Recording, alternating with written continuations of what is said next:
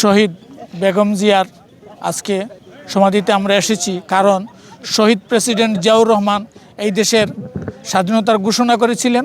তার সহধর্মিণী স্বাধীনতা যুদ্ধে উনি নির্যাতিত নিপীড়িত হয়েছেন। তার পরবর্তীতে 81-তে উনি স্বামী হারিয়েছেন এবং এই গণতন্ত্রের জন্য উনি 86-তে উনি 86 থেকে 41 বছরে উনি গণতন্ত্রের জন্য আন্দোলন করেছেন। উনি গণতন্ত্রের আন্দোলন করতে গিয়ে শেখ হাসিনা ওনাকে নির্মম নির্যাতন করে ওনাকে বিষক্রিয়া দিয়ে ওনার খাবারের মধ্যে বিষক্রিয়া থেকে ওনাকে হত্যা করেছে। সেই হিসাবে আমরা এই শহীদ দেশনেত্রী গণতন্ত্রের মায়ের আমরা রুহের মাগফিরাত কামনা করতে ওনার এই সমাধিতে আমরা এসেছি। আমরা সংগঠনের পক্ষ থেকে ওনাকে আমরা শোক জানাচ্ছি এবং এই মফস্বল সাংবাদিকের সৃষ্টি করেছিলেন উনি। একদিন জাতীয় প্রেস ক্লাবে উনি সব সাংবাদিক সিনিয়র নেতাদের সাথে উনি বসেছিলেন।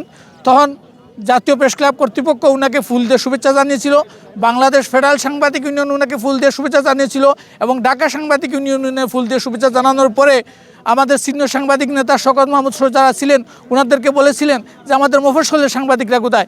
এর পরবর্তীতে আমাদের মফস্বলের যাত্রা শুরু এবং ওনাকে আমরা ফুল দিয়ে শুভেচ্ছা জানিয়েছি এবং বিভিন্ন সময় আমাদের মফস্বলের সাংবাদিকের সমস্যার সম্ভাবনা নিয়ে উনি খোঁজখবর নিতেন। তারই আজকে আমরা এই নেত্রীর জন্য আমরা ওনার মাগফিরাত কামনার জন্য ওনার এই সমাধিতে আমরা আসছি।